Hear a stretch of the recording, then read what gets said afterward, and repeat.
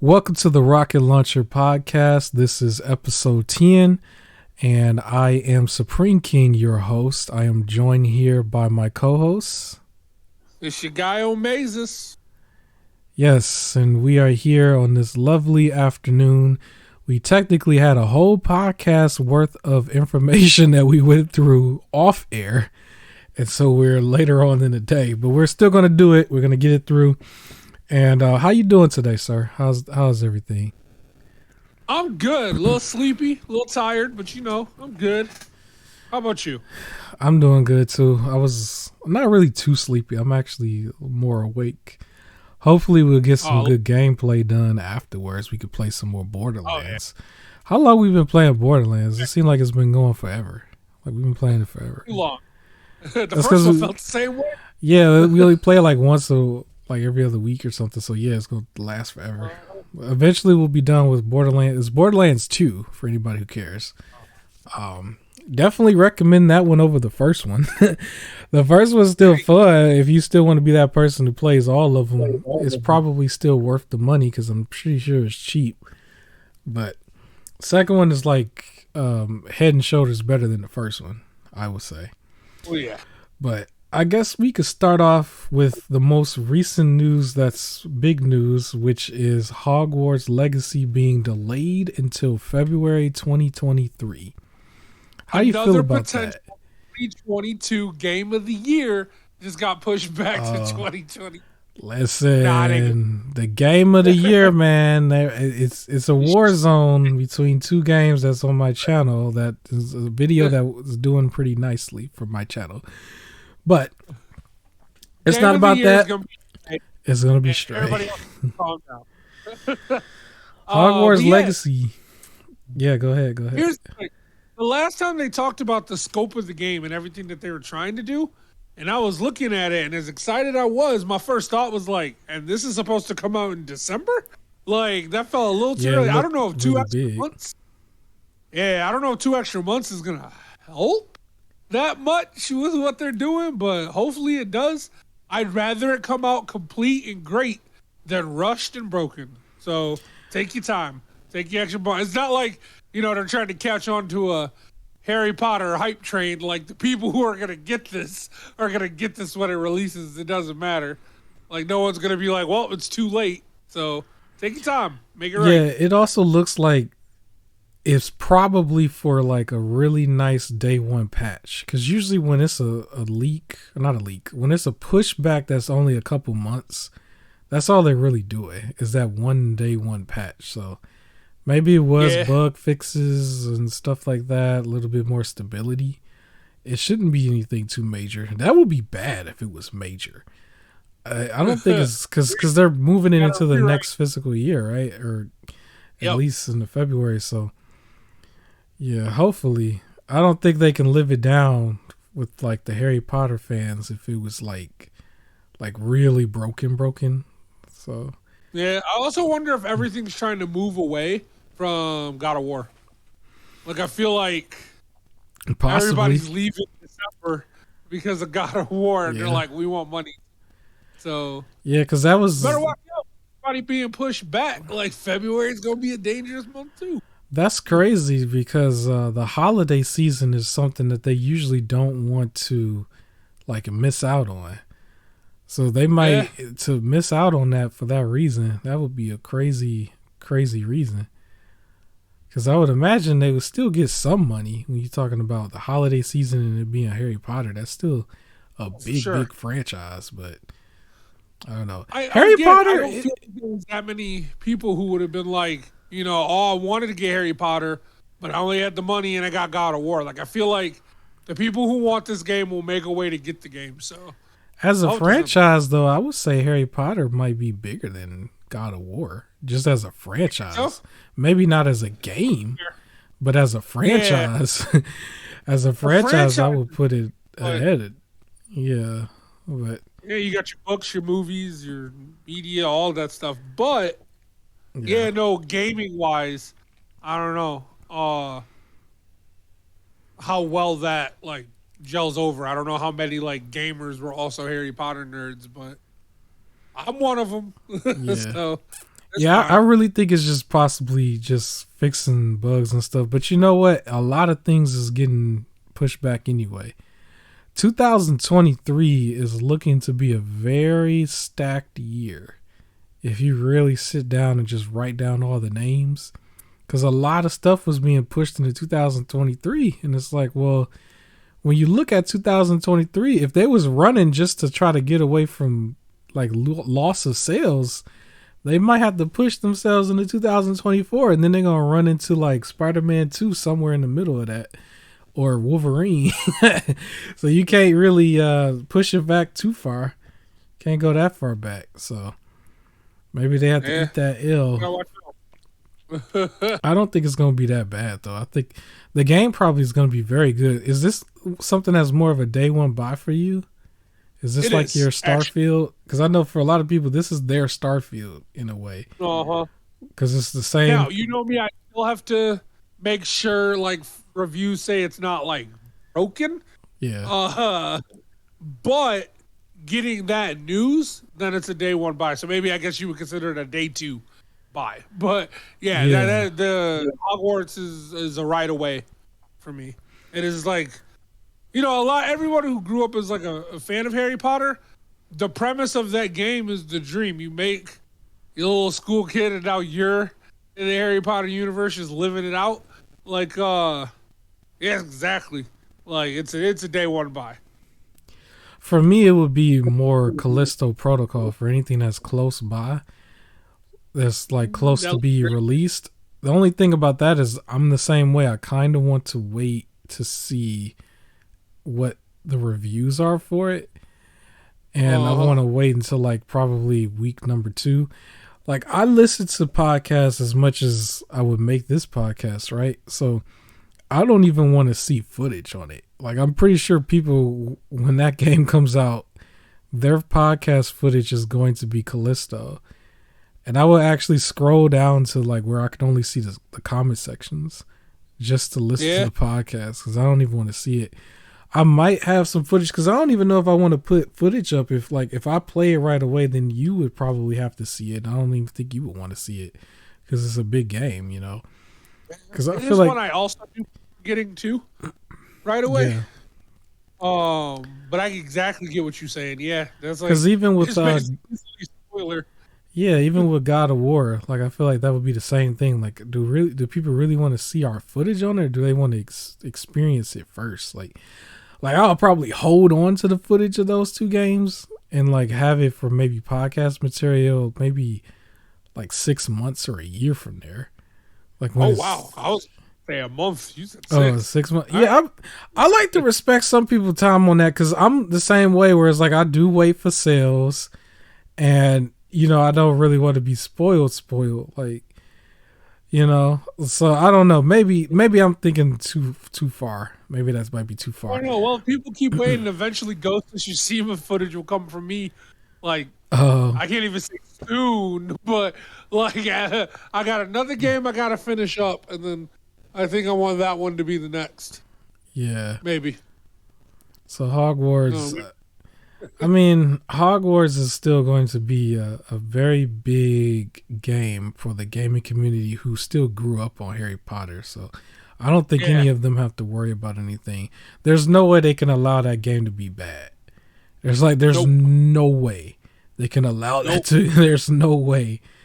Because that's the real fan base. That's on the level of almost Star Wars in a way for the next generation in a way.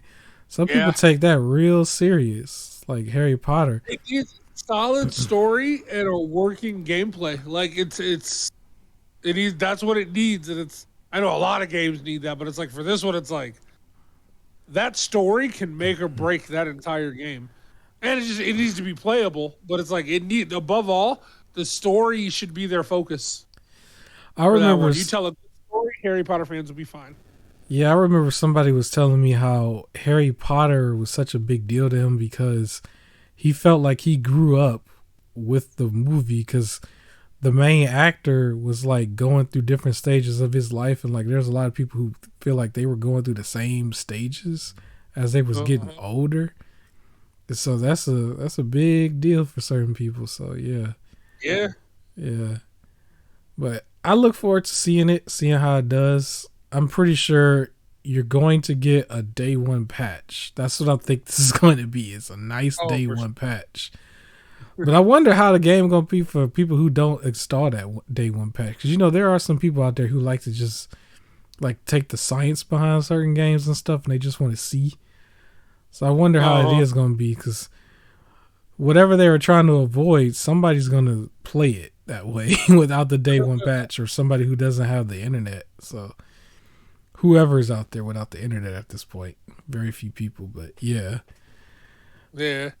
But you say that so quietly. You can make fun of them. They can't hear this. They can't hear us. You know what's strange about that? Because I remember that was a big deal with the Xbox DRM thing at one point. And one thing that was funny about it for me was, in order to complain about that, you would have had to have an internet profile, Twitter or some social media, right? In order to complain. So you would have needed the internet, period, in order to complain against that, or how you don't like the fact that you can't play the game offline or something. Like, you literally need to have internet to say that. And so I remember thinking for myself, like, when would I ever be in a situation where I wouldn't have the internet? I understand that, like, it's still a thing that you shouldn't need. You should not need to have it to play your games or whatever, the whole check or authentication or whatever that is. But like, you're still going to be in a situation where you will have the internet. For some of us, we got to have the internet just to work. You know what I mean? Like, I got a scenario for you though. Just recently, after like those heavy storms, certain internet companies were out for a few days because of just how badly the storms hurt them. Like, if things get damaged, or if we talk about the heat wave that happened in England, where the data centers were all like melting essentially. If that happened at, like, I don't know, Comcast or something like that, all the stuff got destroyed, and they have to rebuild it. All of those people with Comcast has no internet for a couple of days. So that not only do you now lose your internet, you now can't play any of your games to pass the time, because they're like, we need internet. So it's not even on a case of permanently no internet. It's on those freak accident days where you're stuck for like 3 to 4 days. And then it's the people who live in the farm areas where it's like they have internet, but it's the slowest internet ever. Like those ones who like live very far out in like the middle of some nowheres places where it's just, if they have to always be connected, everything's going to load so slow. All right, so here's where we get all the dislikes, right? All right, you brace yourself. So this is what you do. When you in that situation, this is what you do. You could play tag. You could play tic-tac-toe. You could play checkers. You could play chess. You could play breaks with 2 pencils. That's multiplayer. You and the other person. Spoons.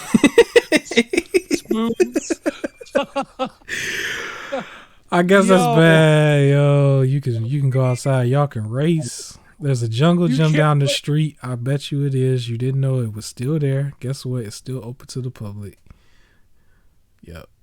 I'm canceled. You got electronics, so go act like a 90s kid. I'm canceled. You know what? I've always told you how our power goes out every time there's a big storm here. Like, it goes out at least 3 or 4 times a year. I will say, sometimes in that situation, if my laptop is still fully charged, I might watch something on there offline until it's like burned out, or I might pull the switch out for a couple of hours, and usually between those two, everything's go back to normal. But a lot of times I just get up and leave and go to a place that's well lit and then just go there. Like, that's been always my excuse. But I guess if you're on the countryside, you can't do that. Nope. So if you're on the countryside, then you gotta like catch a coyote or something. I don't know. Catch a coyote? Don't catch a coyote? Is that what you gotta train one. Train the coyote. You gotta do the real Pokemon. You can't just do, I don't know. I'm canceled. I already know I'm canceled. I got canceled like in the last 2 minutes We're like 15 minutes in and I'm canceled already because I said some wild stuff. But that's okay. That's Talking okay. to a coyote, your parents like, "What you doing?" You're like training to be in the Pokemon. I'm canceled. It's cool. But you know what? Let's bring the people back in, whoever's listening, and let's talk about what's on the screen. So multiverses, man. This is your Yeah. footage you got to play while I was on vacation. How is Yep. multiverse? How is it? It is both great and has some bad aspects to it. Okay. In terms of gameplay, really fun. If you're a Smash Bros fan, and you like Warner Bros property, games for you. Um, it moves pretty much like Smash Bros. Is very similar in a lot of ways. In fact, so much so in the settings, which I quickly went to, they have this thing called Legacy Mode, where it'll switch the controller settings to match that of a Nintendo gamepad for like those who play Smash. Oh. So like you don't have to worry about like X being the jump button, right? Square would be the jump button because that's where it would be located if you're playing on a Switch or something. Okay. So they have it's called Legacy. Also, if you notice, I left the names at the top, and it shows like the damage under the person and the names. You can switch it to Legacy mode where they're just static on the bottom of the screen, so you can really make it look like Smash Bros. If that's what you're more comfortable with. Yeah. So they have that. The game does tout 2v2. Okay. It's very heavy in wanting that.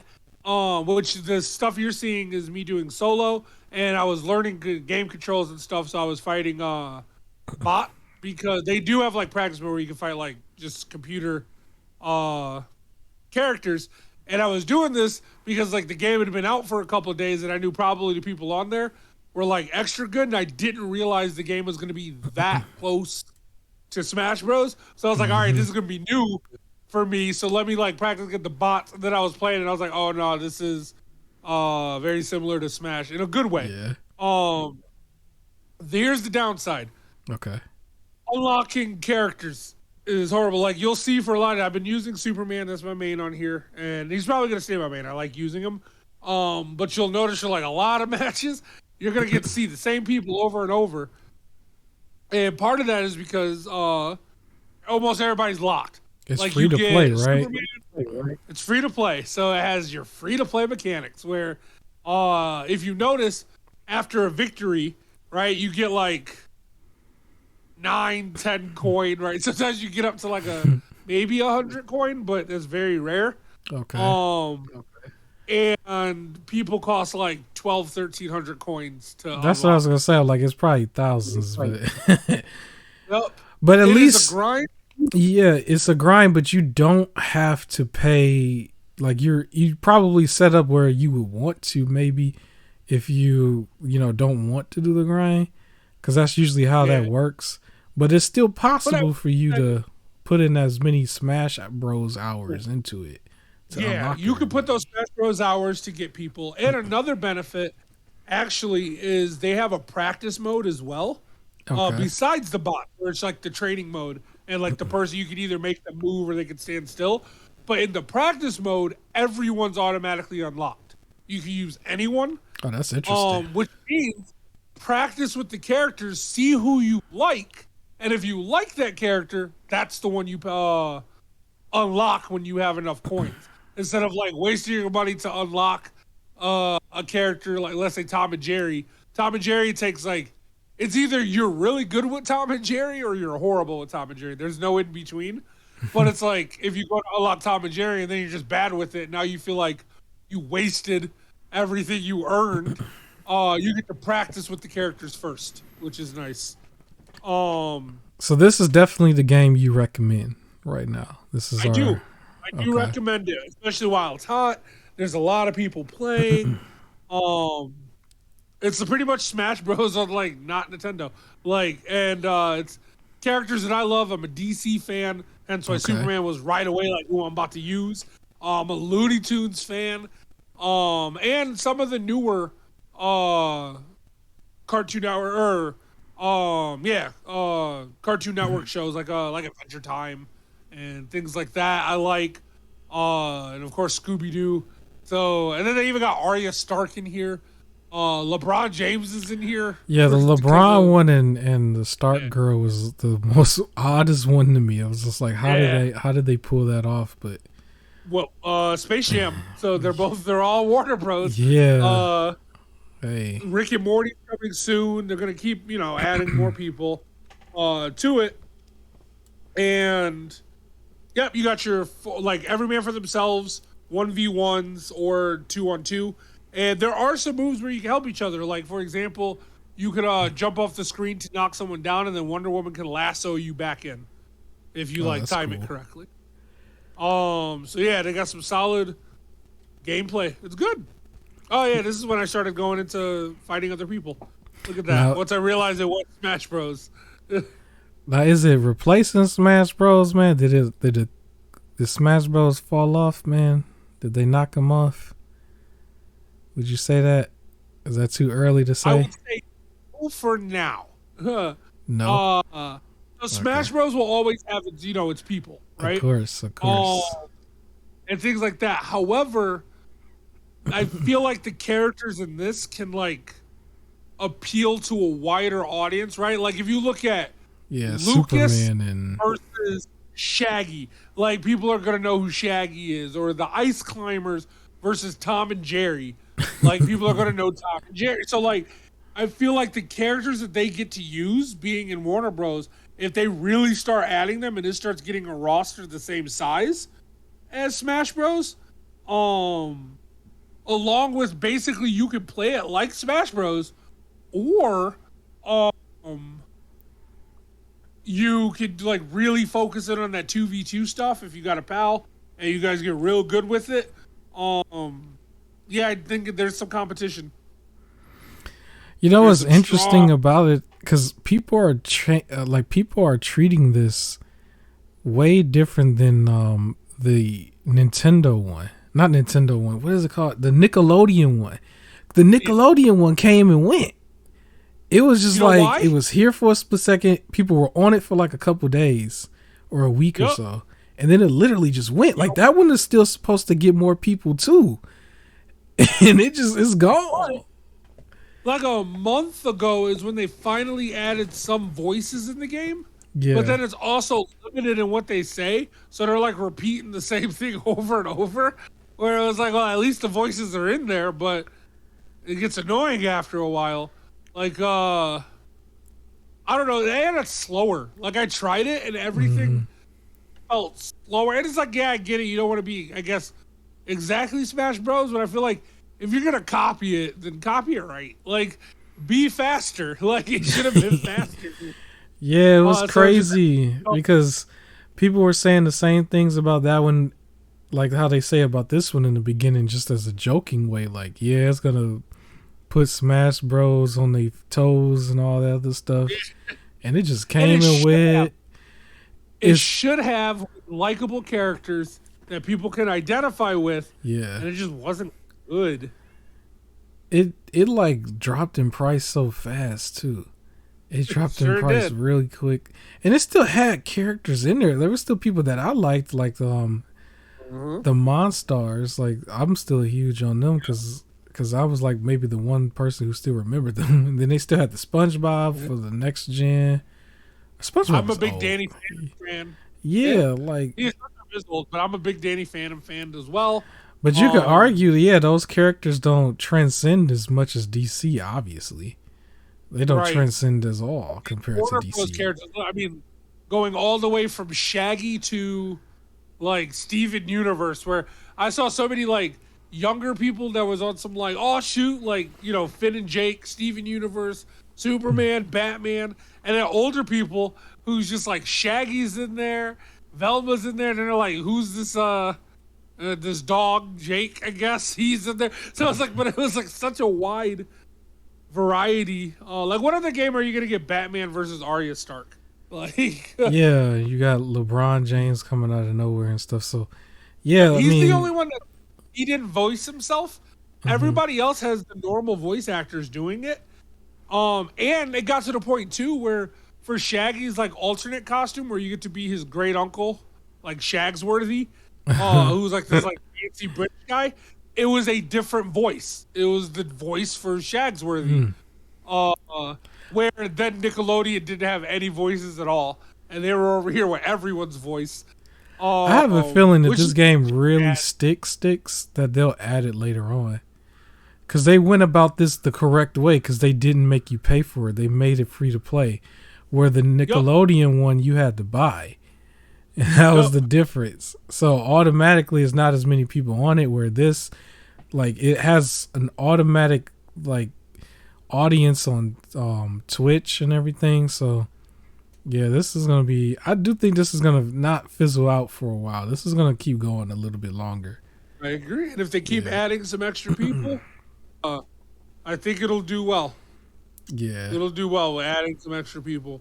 But as you see, they got a whole battle pass sort of thing. Like, it's definitely your standard generic monetization stuff. I will also say what's nice is, as of now, the costumes, like secondary outfits and stuff, I think you can only get with like real world money. But there's nothing crazy. I mean, like LeBron James has a cowboy costume, like a legit like rodeo cowboy. I don't know why. It's like, why would I buy that? But okay, yeah. Yeah. So it's like, that's the thing. You're not like really, but if they add some really cool costumes, I'm sure people will pay money to have them. Yeah. What helps though too is because then if they can pick up a bigger library, it'll be less likely that your character looks like the other people's character right away. Like every time you play a Superman, everybody's Superman looks the same. But if they start adding more outfits, you can like tell distinctions between your Superman.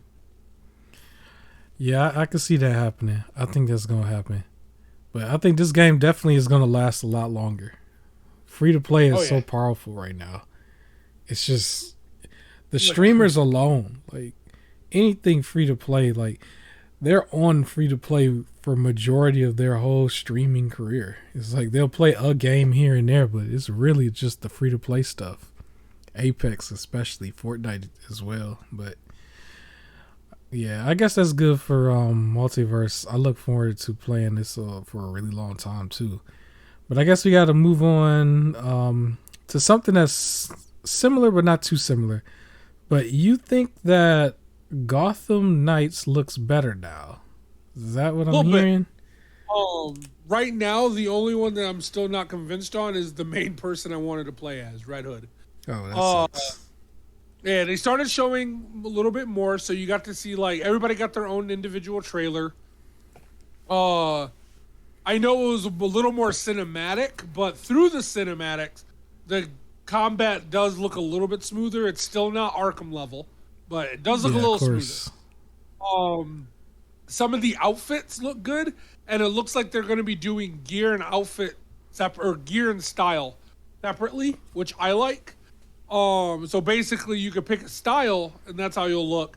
But then of course, they do the whole RPG get gear for artificial numbers. They're like, now I have more armor and things like that. But I like that it's like you have to sacrifice, like, you don't have to sacrifice wearing like good armor because you don't like how it looks. Is the idea. But some of the outfits look really good. They showed off those. There's like 28 different styles.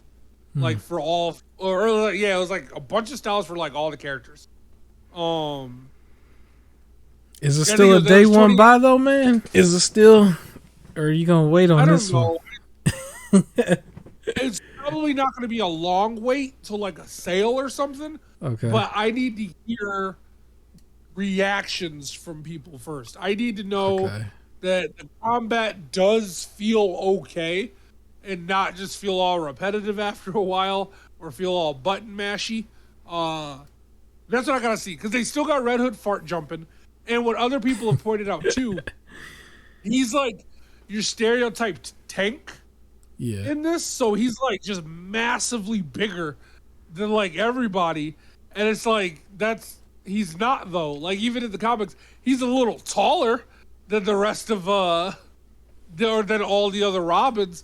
And maybe he's like a little more built, but not by like freakish levels. Like he's still athletic because all the Batman family got a flip and everything. So he's not like the size of an offensive lineman. So I don't know why this has him as that size. Like he should be, I don't know, running back size. Like he should still be a little bit smaller, maybe wide receiver size. For my football people, but yeah, they made him. He's like just bulky and stuff, but like I never thought that the game was going to be bad. I just thought it didn't look as good initially when they were showing us that footage that you didn't like initially, because that footage just made me laugh. I was just laughing at it. It did look a little spooky though, but it just I thought it was funny. But the art style wasn't really that bad because it still reminded me of like the old animated series in a way. It's bad if they were trying to make them look more realistic though. If that's what they were going with, then maybe not. But if I was to compare it to that anime series with the legendary voice, who voiced Batman in the anime series? I don't know. Kevin Conroy. Yeah, because he does the Arkham series games too, right?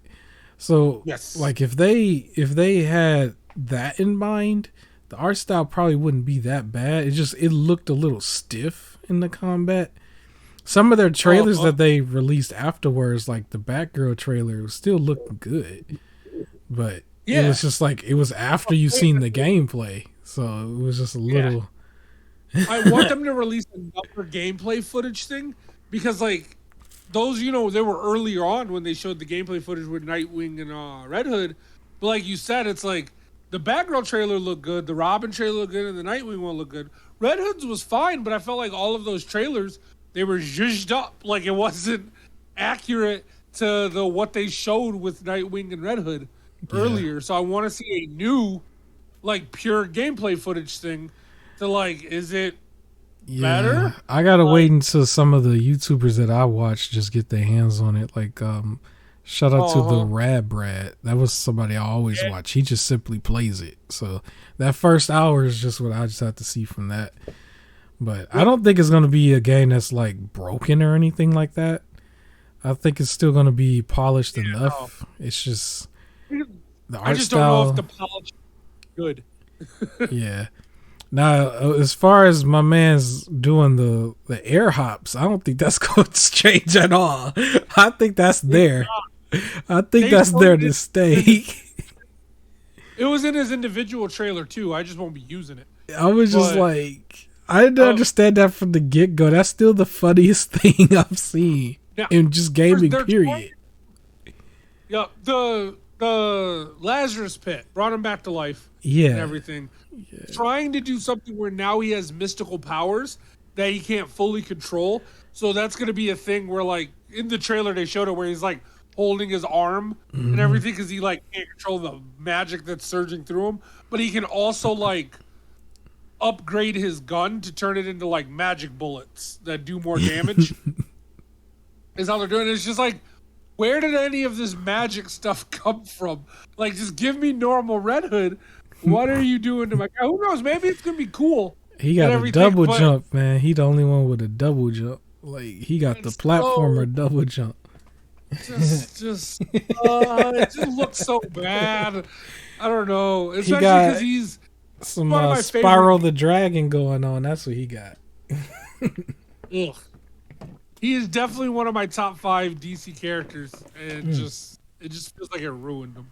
So we'll see. For anybody who's watching that's new, explain your exact moment when you saw him do that hop. Like, what was your exact moment? What were you thinking? Because I hated it. So if someone thinks it looked great, please explain. Maybe it can help change my mind and help me see it different in the comments, because I was heated. I just know when I saw it, I laughed and I thought of you immediately. I was like, this dude is gonna be mad. I know he's gonna be real mad when he see that. Because I saw it, I didn't understand. I was just like, especially with like Nightwing and his glider too. It looked like he was just holding on, and he's still just stiff, and he was just kind of hovering around. Like, it would have been better if they just did Green Goblin kind of thing where he's just like on a glider. I would have accepted that before him just kind of hanging. Like, where did it come from? But Yeah. Yeah. Well, I'm still rooting for it because I'm Hey, still a have big grappling Batman. hooks. Just use grappling hooks and hop building. You got grappling hooks, you got motorcycles. That's all you need. Travel on the ground and then zip your way to the top of the building. Why do you Yeah. have to glide and jump? Yeah. Batman's gliding in like Arkham City was still pretty cool. It was just like But he yeah, was he could just do that with the game. yeah, he was cool and he had like it was a coolness to it where when Nightwing was doing his, it was just like it just didn't come off cool. So A dork. Yeah. yeah. Well, anyway, speaking of games that might not look too good, according to the people, Forspoken out here getting some mixed reactions, mainly bad reactions. But I don't want to crap on the game any more than I've already crapped on it. I don't think it looks that bad, that trailer. I did notice the PlayStation took it down. I did notice it. They took it down because it's gone. I don't know, unless it was never up there. I couldn't. It took you a while to find it. I couldn't find it. Yeah, I had to dig through Twitter. And it's just like, well, they took down footage before of this game. Like I remember the footage with the people running with the mummy arms and stuff, and the girl was shooting her magic projectiles in the circle out there in that field. Like they took that down too. So it's like, where is this game at, man? Is it good? Do you think it's good or is it bad? Are we just putting a Band-Aid on it? I think it's fine. I think it comes off more like a PG-13 series, and everyone's like clowning it because it's not like rated R. Like it's just it seems like it's gonna be a lighthearted. Is it rated T for teens or is it M for mature? Guaranteed it's T for teens. It comes off T for teens. Probably. It's probably everybody 10 and up. Oh no, didn't she cuss it? So she was like on a building about to jump or something, right? At the beginning. Yeah. I don't know what she do. But she was standing there with her cat and then got sucked into the portal. It seems it does come off a little cringe. But yeah. I know I said a whole bunch of stuff before. I was just like, yeah, I would pick Saints Row over this. I would pick. It's like maybe that sounds terrible. I don't want it to sound too terrible, but yeah, I probably would still pick Saints Row over this though. It does come off goofy to me. The main thing that came off goofy though, it wasn't so much about her. Like it wasn't about all her powers. It was just the fact that she was talking to her jewelry. Like her arm piece can talk to her. Like that was the thing. And I was just like, what is this? Like, what do you mean? Like, you know, who else is going to help push you along the story and tell you what you need to do in the game if your armbands didn't talk to you? I don't know, but you know what's so funny? Because this is the part where I get canceled the second time.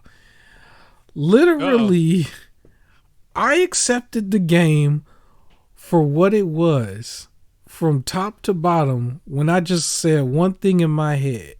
It made so much sense when you really think about this. You ready for this? I'm ready. The girl, ready? It all makes sense because the girl is probably high. That's it. She's probably high.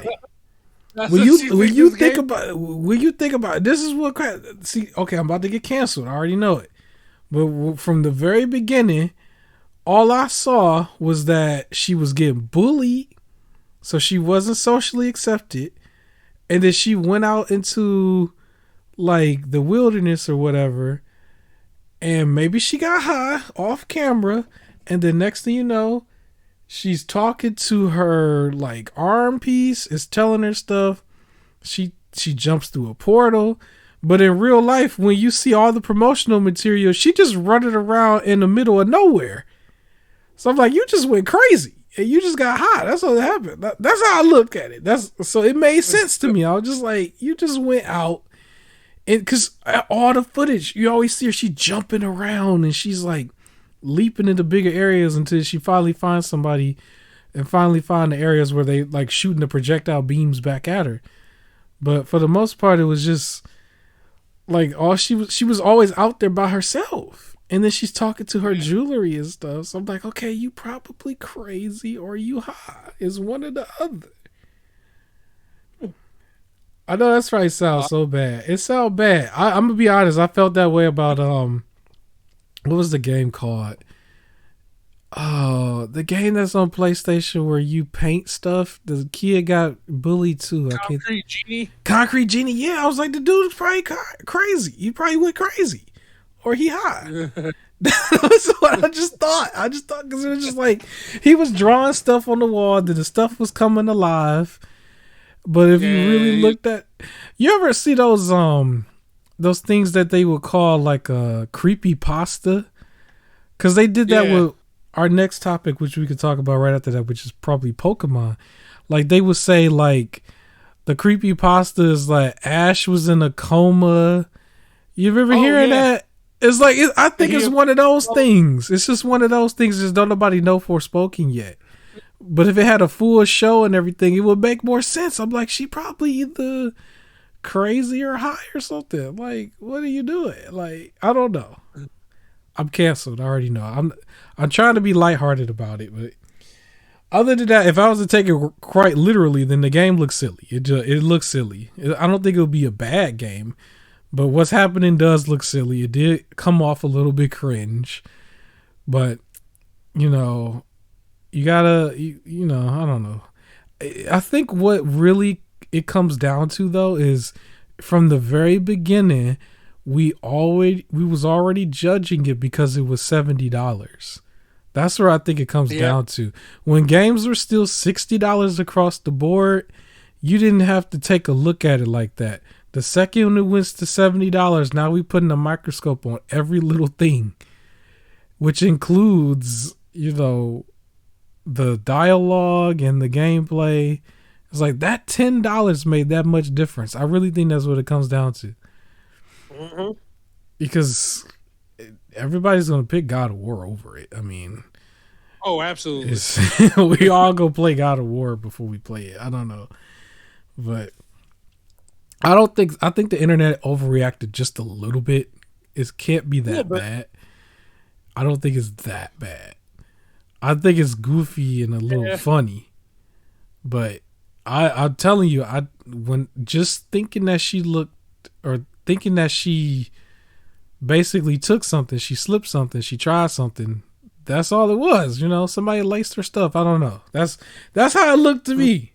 It's like then it made sense. I was like, okay, because she's over here like, I'm in a world where there's dragons and all this stuff, and all the footage, she's out there like in the countryside running around. So she just I'm canceled. I don't know. Anything else on Forspoken you want to say? Anything? No, I mean, just I feel like it's gonna be okay. I do feel like it's gonna be lighthearted, and we'll have to see if that was the right tone for the rest of the game, or if they should have went with a little more seriousness. We'll see. Yeah, I will say this is one of those games for me that I'm definitely probably in the wait for a sale category. There's no way that I'm looking to buy this day one. I'm sorry. This is not really there for me. But I don't think it's fair to just trash it every little chance they get, because this game has been scrutinized every single time now. Like, it's just not as heavy, because I don't think too many people is interested. But from the people that is interested, it's been laughed at a little bit. Because the mummy arm footage was the funny part to begin with when they showed that gameplay. And that was more footage that they took down. Like, I don't think any other game, like even when Saints Row had that trailer that didn't nobody like, they didn't just take it down. You know, they left it up and they took it on the chest basically. They didn't run from it, where Forspoken is like they don't want to get that. I don't know. They don't want to take that criticism maybe. You know? I don't know, but then again, every single trailer they released has been getting a lot of complaints. They probably feel bad. I had to compare it directly to Saints Row. I feel like Saints Row, I gotta give them more credit. Like they taking it though, and they're still putting out their footage. They're still confident with what they got. They're like, this is what it is. Where Forspoken's not. It's not. So I don't know. But we can move on from that. I think I mentioned that Pokemon could be next. I did see the Pokemon footage. I think it looks, some part of it looks a little strange because everybody's just all of a sudden a crystal piece of an ornament. I'm just like, all right. Yeah, ornaments. So their new gimmick for this one, because they had Mega Evolutions and we've had Gigantamax. This new one is everybody gets all these crystal ornaments. And for some of them, it can change their typing. Because like Pikachu had some like balloon crystal ornaments and he turned into a flying type. Yeah, where it can be used is like, for example, because like where that's useful for example, so Pikachu being an electric type, I'm pretty sure it doesn't do anything against like ground types. Maybe like flying types do. I don't remember exactly. As much Pokemon as I play, you think I have those memorized. But like for sure, like there'll be other ones like where, like let's say you have a grass type that turns into a water type, right? So if you have a grass type and then someone comes at it with a fire type, and then it just instantly turns into a water type, now your fire type is screwed over. So we'll have to see. I noticed that it looked like the legendaries, you get them right away, and then they transform into a bike or like a little aircraft and stuff. They're like turning into stuff that you need, I guess, to get around. Yeah. So I wonder if you can't use them as Pokemon until later, or is there like a secret legendary that you're also trying to get? That seems weird that they're just like, here's the legendary. Yeah, because I'm like, ain't that thing gonna blow through everybody? Like, if he really is a legendary? Yeah. I don't know, but I'm interested. One other thing about they mentioned that it's 3 campaigns. So you have your normal campaign of I am going to fight the gym leaders, I'm going to get the badges. Then you have a campaign that's focused around a treasure hunt, and then there's a third one, right? Okay. Rather than the game making you do all the story at the same time, it's like it broke them into 3 separate ones, and the whole game's supposed to be just fully open. So you can go anywhere in the map and do the thing as you want. The problem is that I think the gyms and the Pokemon don't scale to your level. So you could like have level 5 Pokemon and just walk into a level like 30 area and just get destroyed. But then the other issue is you can hyper train your Pokemon by going into higher up levels, and then they stop listening to you, and that's it. You just have ones that don't listen to you, or you hyper train because you're trying to fight a particular gym leader who's like all level 20 something, but because you haven't beaten the first gym leader, your Pokemon's going to stop listening to you. The other issue is because they don't scale and you can go in any order, you're going to fight off against a strong gym leader, then maybe you wrap around, come back to the first one, and they're all level 5. Right? And then now the gym has no challenge because they don't want to scale with your level. I would prefer, if you're going to let me take them on in any order, at least the gym battles. The Pokemon can be whatever, whatever's in that area, but let the gym battles scale to your level. So one, they're always a challenge no matter how strong you get. And if you're planning on taking on the gyms in any order, you have to be strategic with it too, because it's like, do you go and try and face the dragon type early on, even though you never ran into an ice or fairy type yet? Or do you wait, but now the dragons are going to be way too strong for you to try and fight, right? You got to plan out the order that you want to actually face these things. But if the dragons are just going to be 50 the whole time, well, then you just wait until your Pokemon's stronger. So I would have much preferred if they leveled with you. So it sounds like even though it was going to be more open world, there might be some linearness to it because you can't fight certain people and then your Pokemon can't go past a certain level. So I think so. but you'll be able to still switch your Pokemon around because that's kind of what I do. Because I Yeah. technically I'm still playing Silver. Technically, I put it down for a second because of everything that was going on in real life. But yeah, Yeah. so I Let's be mean, real. In every Pokemon game, I've had a team of 9, not a team okay, of 6. I've always had 3 backups that I like keep leveled up with everybody else and can easily switch out. Like I'm definitely walking to that Dragon Gym with an Ice and a Fairy type. hmm, Like let's go. Like I remember one year because I'm a big Eevee fan. I had hmm, all of the evolutions, so I had all 9 Eevees with me. Um, and that was my team for the game was all 9 Eevees. So it was just whichever wow, 6 were the most beneficial. Those are the 6 that I carried with me for that gym, and then I would switch out every once in a while. So to keep them all like same leveled. So like when I got to the Dragon Gym, it was Glaceon and Sylveon's time to shine. But in the Grass Gym, it was like, all right, let's go Flareon. Like this is all you, and things like that. So yeah, I just had a. It was nice. I had a solid squad of EVs, each one with their own. I really put in the work, like daycare, getting the eggs, hatching them, uh, changing them right away while they were like level 5, leveling them up to the right level to like go play, and then just keeping them all balanced that's what's up. with my EV squad. Yep. That's what's up. I have so in the game I'm playing, I have the Ditto. I almost said something else. So I haven't got the Eevee yet, and then I know once you get it, then you can basically spam them a little bit. So Throw them in the daycare. in the daycare, Throw them yeah. in the daycare and the So eggs. It's it was crazy because like they were just I just needed one extra egg when when I was gonna get like the EVs, but then it was like if I just talked to the person, he was like, "Hey, look, we got another egg. Hey, look, we got another egg." So I yeah, would just like I had all, and then I had to look at the personality types and the skills to see which one would benefit for different types of evolutions. Like the way I really like worked to make sure one of my EVs perfect. yeah.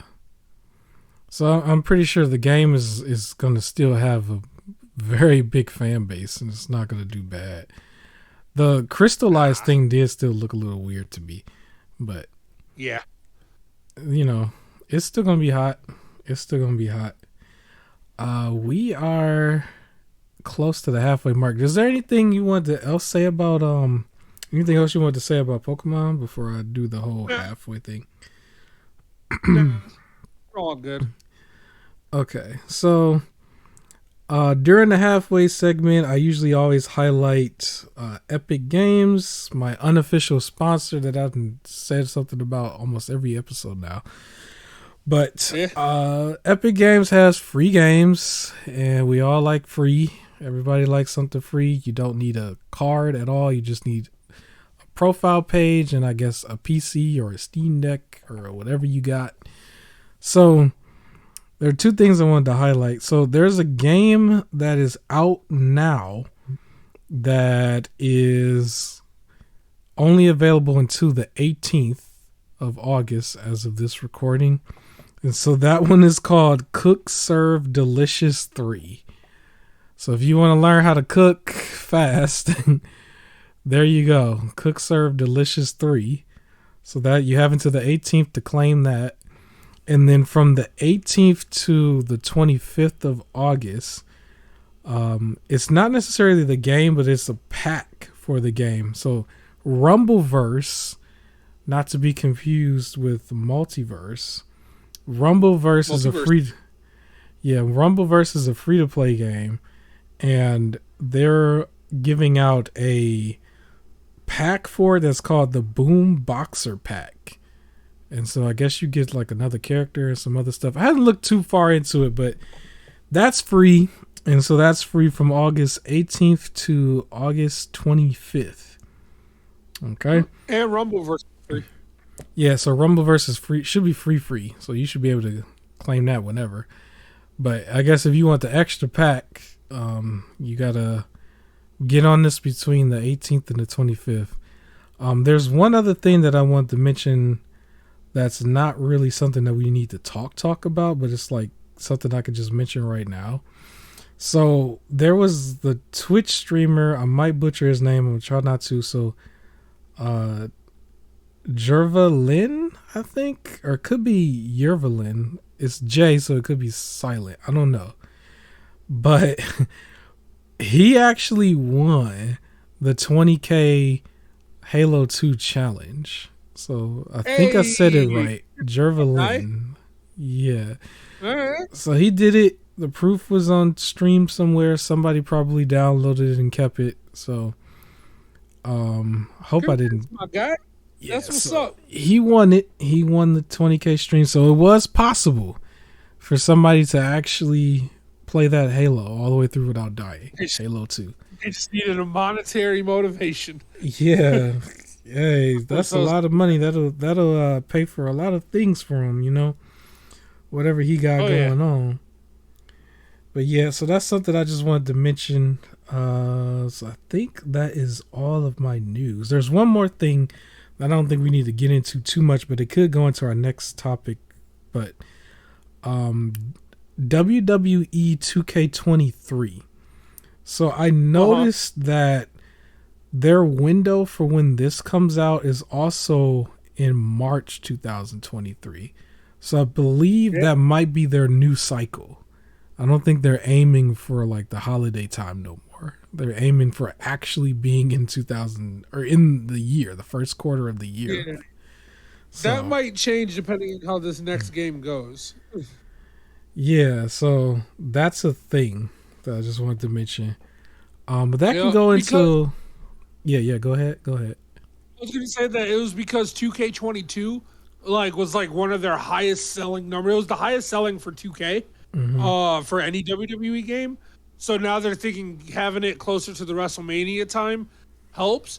But I don't think that was the reason people bought it. They bought it because there was no wrestling game for 2 years. And we heard this one was broken. So I feel like if they need March in order for it to be working, take it. I'd rather you release it than for that reason. However, I don't think they're gonna replicate the same numbers as before solely because it's in March. I feel like we'll have to see if they stick to that or if they go back to an October release. I just don't like it at that time because after WrestleMania sometimes is when a lot of gimmicks change.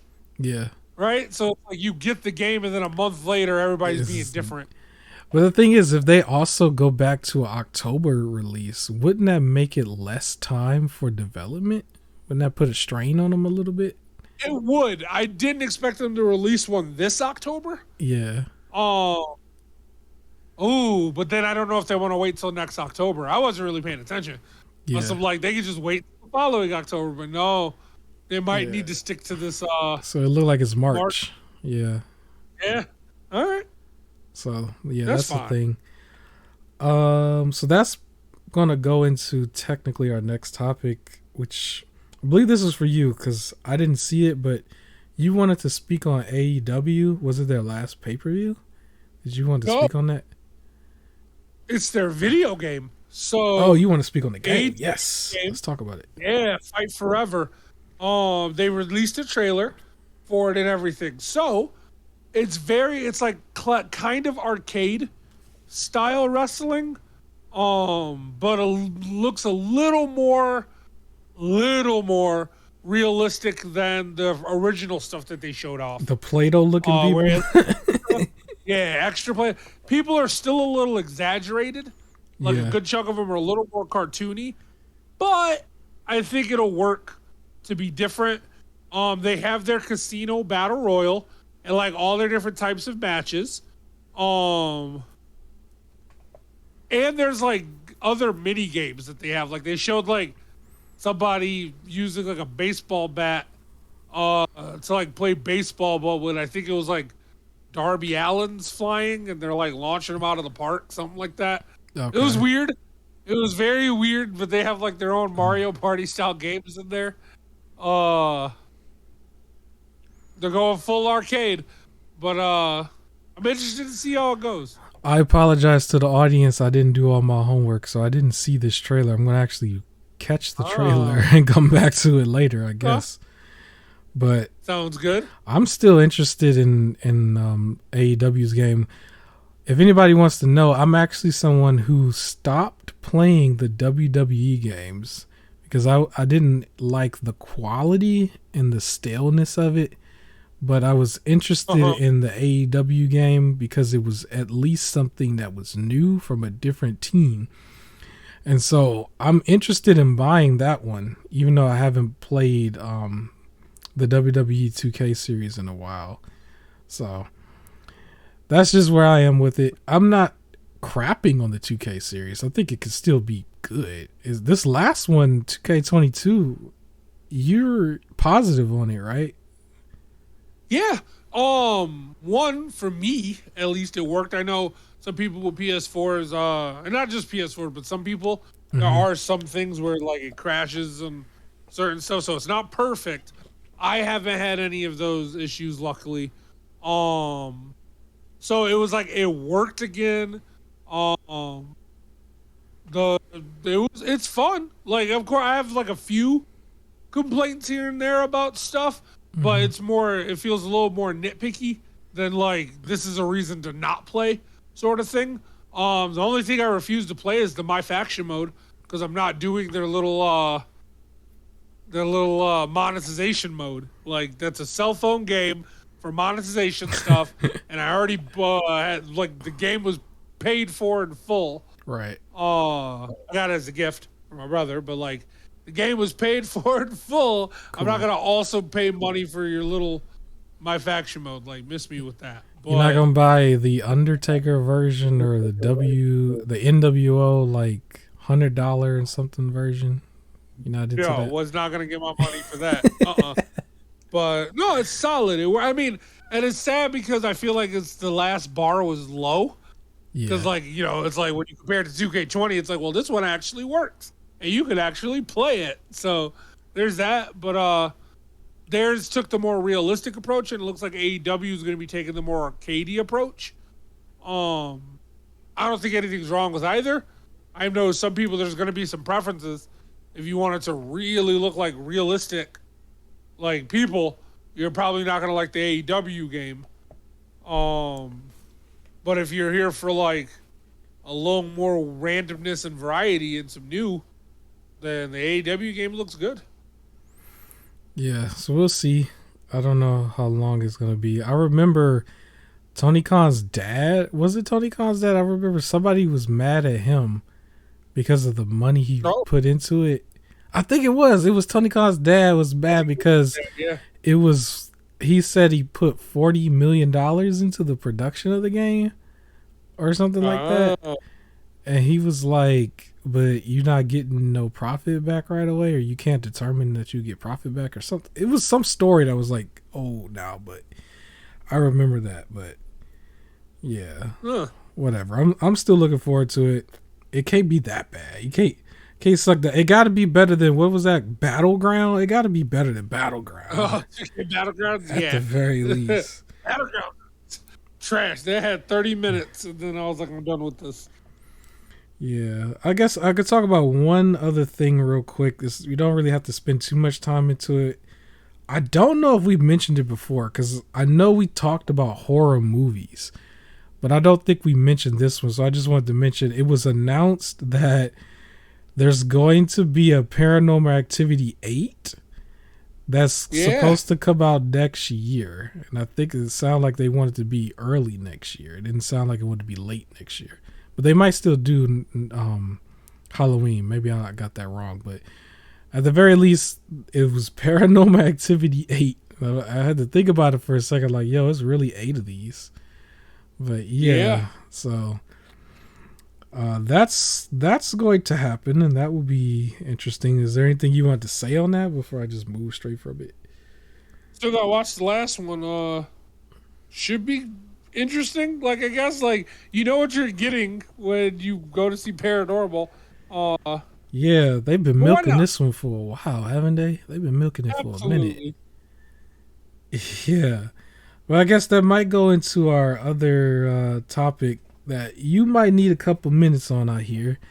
And so that's the HBO Max merging with Discovery. We were talking about Discovery already off air because of the shark incident.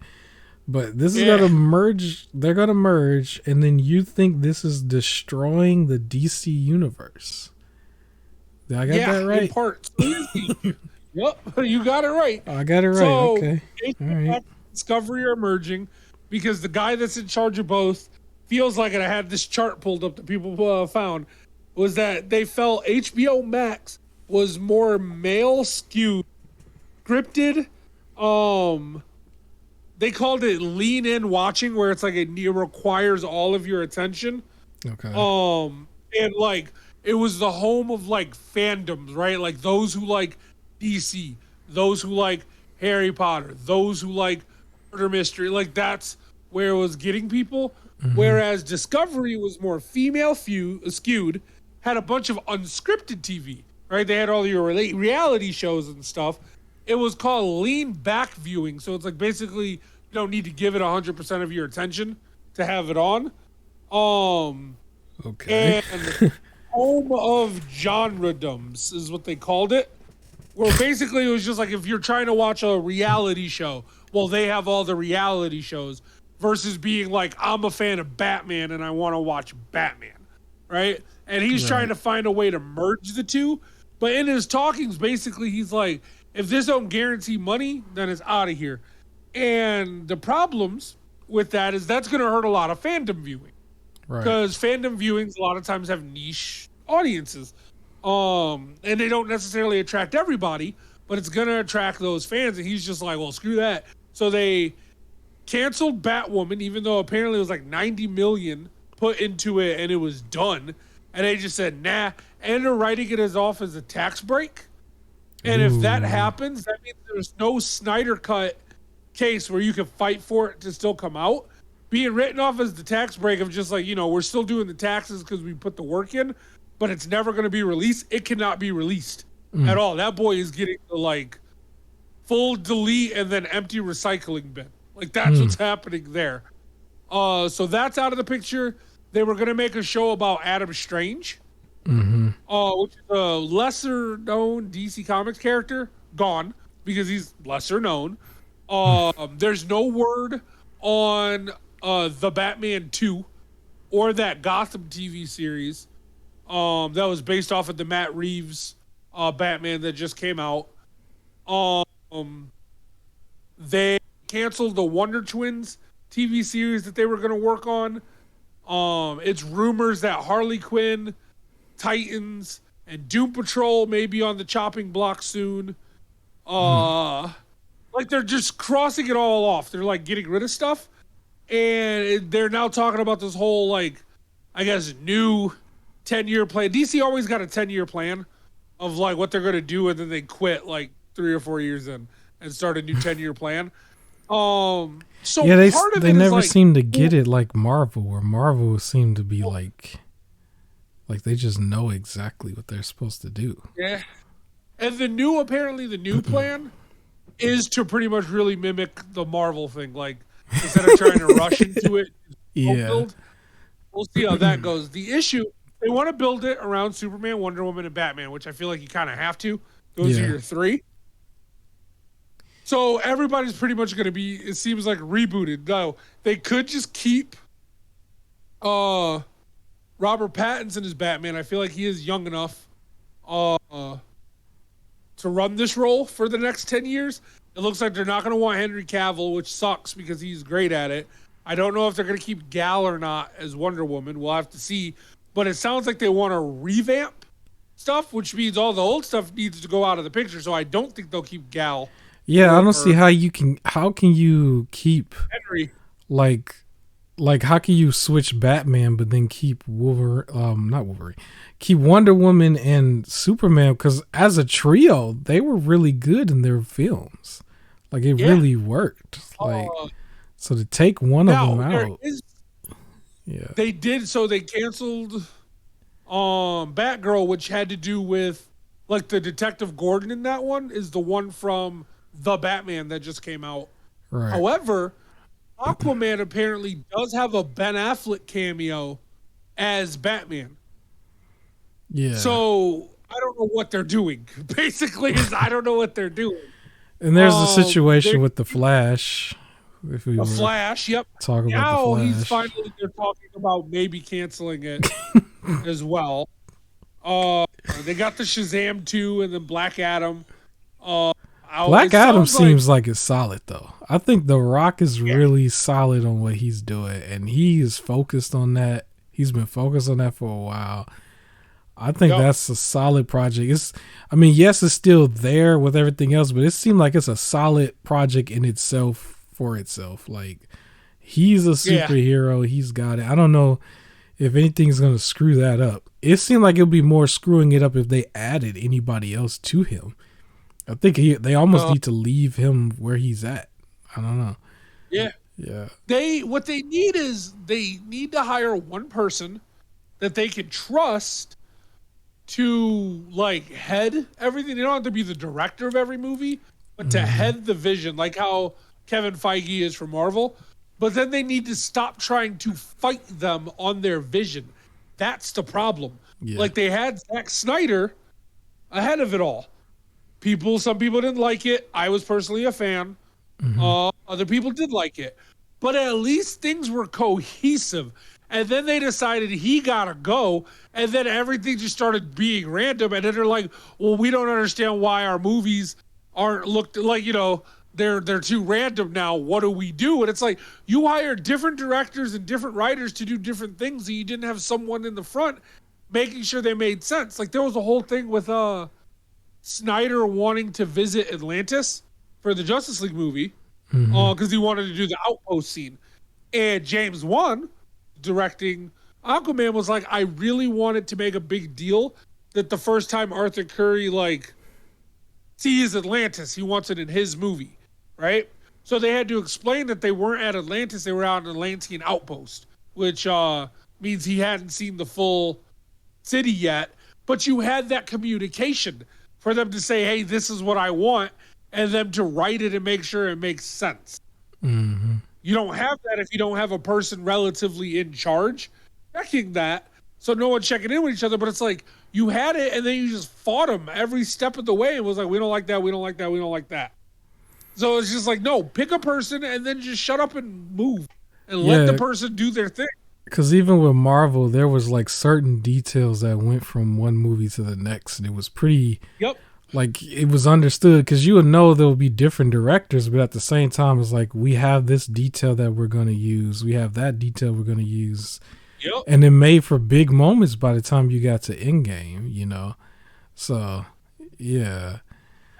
And they need a person like that. I personally, if they're not going to use Snyder, I want it to be James Gunn personally. Now, the only scary part is the fact that he's very comedic based, and I don't want all of them being super comedy. But I feel like if he's at the forefront, like at least, like he had Peacemaker and the Suicide Squad, and both are really good. So I feel like he's a solid figurehead to make sure everything turns out good. Okay. Do it. But here's the other issue that I have with the merger, right? They were trying to talk about the things that bring them in the most money. And one of the things was like DC, and the other one was like House Hunters. Like they were putting them at like the same level. But with this merger, they're trying to make a new app, like streaming service that merges HBO Max with Discovery. Yeah. That's going to lose a lot of people. So there were people, the only reason why I had HBO Max is I'm a DC fan and I had DC Universe.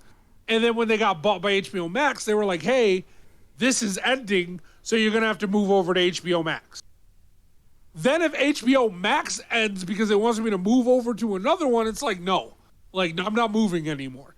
And there's going to be a lot of people that way. I think there were people who had HBO Now who had to switch to HBO Max. I'm pretty sure there was people who had something else that had to switch over to Discovery. So if you're going to cancel everyone's subscription and force them to go to another merge thing, it's like, well, no, I'm not going to do that. Right? So they're about to, like, it's too much work for another thing unless it's cheaper. And I don't think it's going to be cheaper. So it's like, nothing is cheaper. Unless you have both. No. But unless you had both and now you get to pay less to have both, this doesn't benefit anybody. And it's a waste of time. And I feel like that's where they're going to lose people. So DC is ruined. This guy is ruining Warner Bros. And Discovery. Like, let them have their niche audiences. Why are you sitting here going like, this is what appeals to these people, this is what appeals to these people, and I want to fuse them? Why? If you're saying they appeal to opposites, let them stay opposites. That means the people watching Discovery aren't into the HBO stuff, and the people watching HBO aren't really into the Discovery stuff if you're trying to say they're complete opposites of each other. So why are you trying to forcefully shove them together? Like, I'm watching DC, I don't need a House Hunters advertisement. But, yeah, I don't know. I guess that maybe they can't sustain themselves on their own. Maybe I can't say that about HBO, but maybe Discovery probably couldn't, and it just needs. Maybe not, but then merge that one with HBO. Don't like make a third app, but whatever.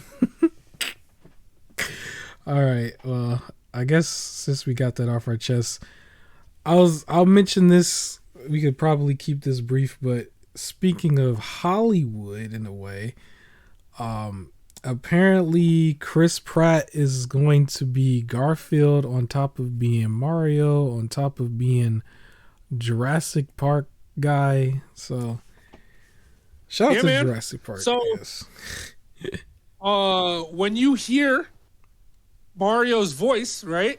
Yeah. I'm sure you instantly think of Garfield, right? I've never seen him do voice acting where he switch it up though. I've never seen that. So here's the thing. I don't think he is. So from now on, you will have to associate Garfield with Mario. Like, you're gonna hear Mario's voice and be like, "Hey, this sounds like that cat," or you're gonna see the cat and be like, "This sounds like that Italian plumber." Because I don't think Chris Pratt is gonna switch his voice up. So all of them are gonna just sound the same. Here's the thing. I just got done watching the Jurassic World new movie, Dominion. It was mid. It is what it is. But he still sounded the same way he sounded in Star-Lord and other films. You know, I've never heard him sound drastically different. That's why, to me, there's a part of me that just believe he about to just go out there and talk like normal. Like, I really think that's what's about to happen, and they just giving him the bag. I don't know. Well, here's the thing. He can't just do a fake Italian accent because that's considered racist. So he can't do that. He said he's so like, not it, but he's just gonna sound like himself. Yeah. And then when he does Garfield, he's gonna sound like himself, and it's just gonna be they're banking on it because it's Chris Pratt. I'm gonna be honest, I forgot Garfield voice. I know I don't think there's anything significant about Garfield voice. It was the only thing significant was that he liked to eat lasagna. That was the thing that they kind of just ran with it. It was not really known for cats at all. Like, they didn't even put that in Stray. I was like, what? This is what you giving a cat a full tray of lasagna. That was like the only thing. So, and he eats Mondays. He eats Mondays, and he likes lasagna was just the one thing that stood out because it's just like, why do you like lasagna? But yeah, that's it is what it is with that, I guess. I still want to see it.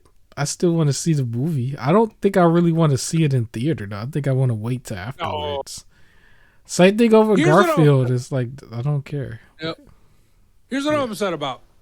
The guy who voices Mario is alive. He's well, and he voices Mario in all the games. Let him get his bag. Like, use him. Didn't the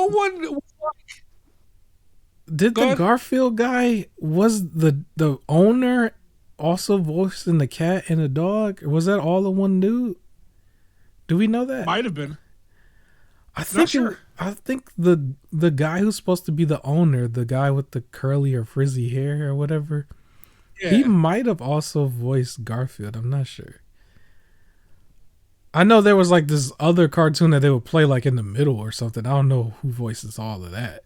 I forgot about that, but I don't know. Maybe I don't know. It's been a long, long time. It's weird how they just throwing these franchises out here after so much time. It's like make new stuff, like make some new stuff, be creative. Because they just throwing these names out here, but I don't know. But I'm not too thrilled about Chris Pratt playing everybody. He's starting to become like a Johnny Depp in a way, but at least with Johnny Depp, he was playing like a lot of original characters, where Chris Pratt is starting to play just names. It's starting to just be names now. It's like the closest thing to original was like him in Jurassic Park to me. Everything, because that was just like, they just kind of made that up. Or Jurassic, whatever it was called, Dominion. That was not worth Jurassic it, World. Whatever. Yeah, but. Yeah. No Chris Pratt, I guess. Come on, man. Respect the Mario guy, but whatever. He gonna be in the film. He gonna be in the film. No shit. He gonna be in the film. Well, anyways, to move on, I guess, you discovered that there was a fan-made Attack on Titan game. I didn't see this. Yeah. But... So you can still download it. Okay. It's up. So the guy basically, he switched up he wanted the more realistic feel for the swinging and everything that you do. So he was able to pretty much like use the mechanics from the Spider-Man games to swing around like that, and they were able to add like co-op support. It's free. If you look it up, you can find the link for it. It's just an indie developer who he said that he wanted to release it, and his girlfriend was like, "You should do it," and then he just did it and released the demo. And now he's working on doing one in Unreal Engine 5. Oh wow! So there's like a few Titans, and like you could swing around and like take them all out. So it's one of those like almost like the Undefeated Superman game where it's like 30 minutes and everything. It's just fun, but that's the dude's name is Swami, so SWAMMY. Okay, is the developer. But yeah, it's blowing up. It's still available. You can get it. It looks good. Yeah, I'm definitely gonna have to check that out. Videos to show you how to do it, where they said it's easy to download and start playing, but if you struggle with doing that, there's a lot of like websites that just show you here's how you get it. But yep. So this is for our PC people, basically. Yeah, right now it's on PC and phone. However, the phone one is not getting any sort of updates. It was just there for if you want to try it out. This is definitely for PC. So. Okay, I definitely gotta try it out, because I gotta go ahead and just bash the real thing real quick, because my version, which was Attack on Titan 2 Final Battle for the PS4, played on PS5, was basically broken to the point where I could not get past a certain point that was still early in the game. For anybody who knows the series, I didn't even see the female Titan yet. And it was still broken. So I never got to play, and it was supposed to be 3 seasons worth of content, but I can't get past a certain point. And I don't know if it's because it was on PS5 or what, but I always get a certain bug. I don't know if they have like a patch that they could do. It just seemed like they're done with the game. Like I don't see them patching it. It was glitchy as crazy. So I just ended up just shelving it. So yeah, so maybe the fan made one could be better. But they reach out to them, because I found out apparently, like for WWE 2K22, 2K apparently I think it's thought that they'll like, if enough people are complaining about a specific issue, then they'll like look into it and try and fix it. But other than that, they're not really patching anything else. Yeah. So you might have to reach out to them and say like, "Yo, this thing ain't working." It might just be like, no one said anything, so I guess we're good. Yeah, I had pretty much just left it alone. Maybe I'll pull it back up. I'm more into the series as a series, which no spoilers. I haven't gotten to like the second half of season 4 yet, and I know there's like a little bit more that they're doing, but I would just watch the series and then just literally play Spider-Man, and I'll be fine. So that's just how I felt about it. But yeah, I'm interested to see the fan-made stuff for sure. Yeah. So I guess we can move on from that real quick. Speaking of something that's not working, but they keep coming out with stuff for it. I I guess real quick we can speak on GameStop still coming out with their own NFTs. That just They need to stop. There hasn't been any positive news about like. How many times do we keep talking about NFTs? We don't even want to talk about it too much, but it keeps coming up that we keep, talking about it. But okay, so now GameStop sold in their NFT market. They had code for some indie games, but all of those were stolen. So they didn't like the indie games weren't paid for. The code was stolen, and people who got the NFT, so the money went to the person who stole it, and then they got the indie game. So they're stealing from it. It's like they're, as much as I hate NFTs and I say nothing good comes from NFTs, it feels like GameStop has the worst track record with NFTs.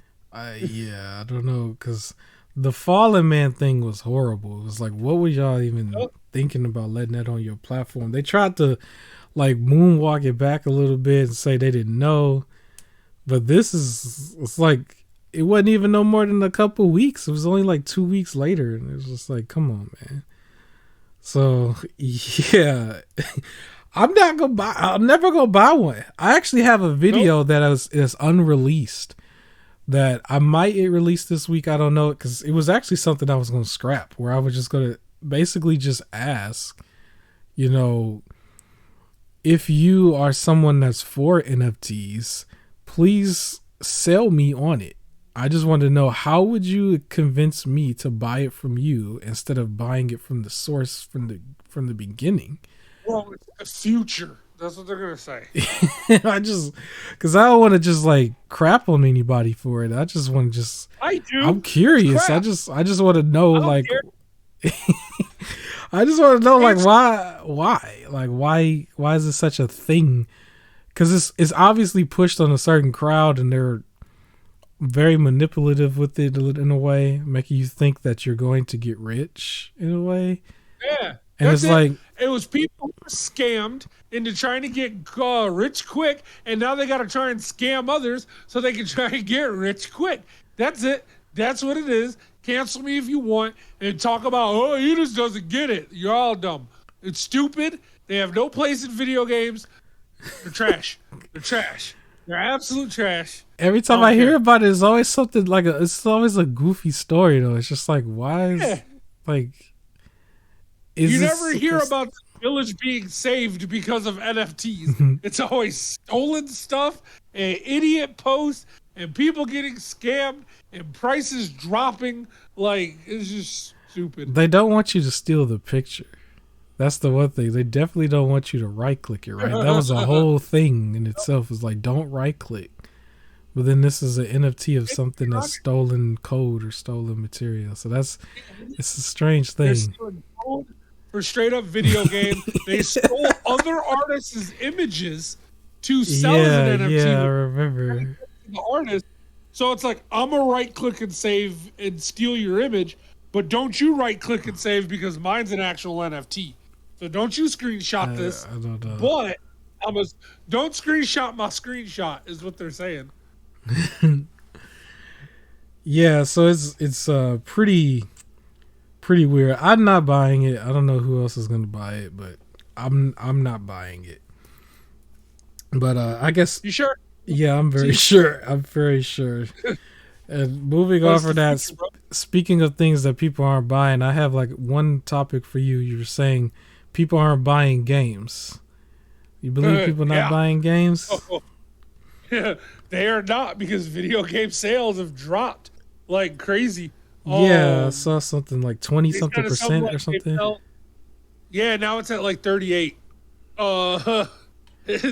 It's just ain't nobody buying the new games, I guess. But you know what? I feel like I should have segued off of Forspoken with this, because it goes back to what I said before. It's just you asking for the same price as if, like, the games that I said was probably going to be game of the year was Elden Ring or God of War, right? That's a big video on my channel. But you're asking for the average game to cost that exact same thing, but the game is not, it's an average game, right? It's not, I don't expect so Forspoken might struggle a little bit. It's already struggling in just its reception, but it's probably going to Uh-huh. struggle in sales too because it's still $70, and it's like it doesn't Yep. have the name value, so people probably wouldn't have that much problem with spending that type of money for Pokemon or Breath of the Wild or God of War. You know what I mean? Like they You're right. might, because those games have some name value that travel a long time. I think even Gotham Knights might not have that type of problem either, because you got names that's been here forever. But when you throw a Uh-huh. Forspoken out there, it's like, that's how much? How much you want for that? Like what? And so it trickles down all the way down for all the other games, because even though they're making certain games $70, not everything is $70, but some games are like only 40 at launch or 50, right? And people ain't trying to buy those either. So Uh-huh. it is what it is. So the services do have something to do with it. That was going to lead into my next topic, but I mean, everybody want the cheapest deal. That's Yeah. Netflix could probably tell you from their analytics. Like, yo, people just want the cheapest deal. If they can't get the Uh-huh. cheapest, they don't want it at all. Because that's what we saw with Netflix a little bit.